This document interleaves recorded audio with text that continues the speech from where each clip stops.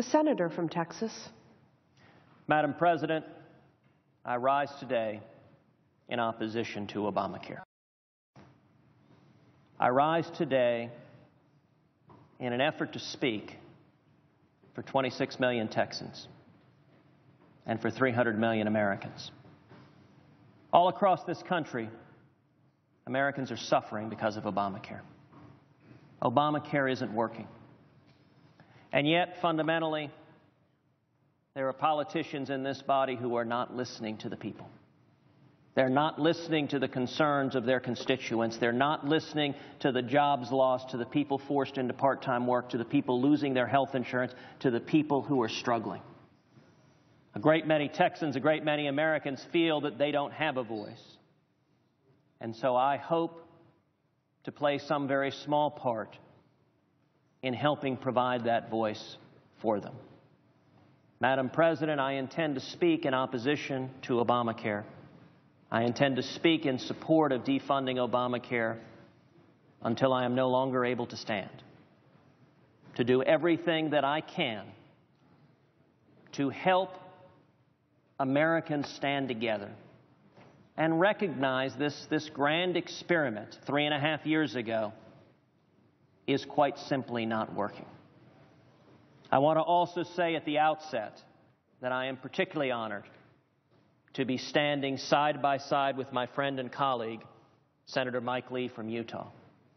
Senator Lee has shown visionary leadership in standing up and taking the mantle of leading the effort to defund Obamacare and to challenge this train wreck of a law.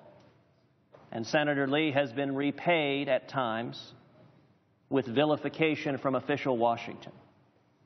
And I will tell you, Madam President, in my judgment, there is no senator in this body, Republican or Democrat,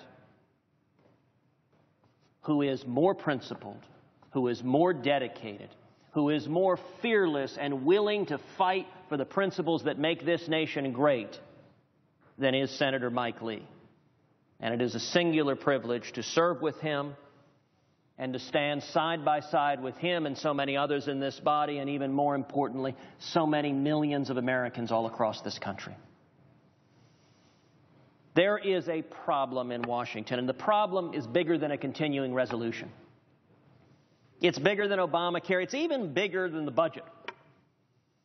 The most fundamental problem, the frustration, is that the men and women in Washington aren't listening. If you talk to the man and woman on the street, that's the message you hear over and over again.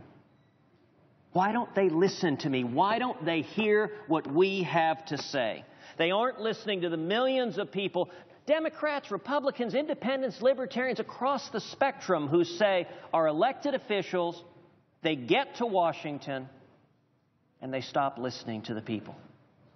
We just had a 6-week recess during August, where a substantial percentage of members of Congress chose not to hold town halls during the 6 weeks we had to be back in our home states, not even to give the constituents a chance to say their views. Because it's very easy, when those of us who are in elected office have been here for a long time, to believe Washington knows better, to believe that all the solutions are found in Washington, D.C., and the rest of the country is better, as they say of small children, neither seen but not heard.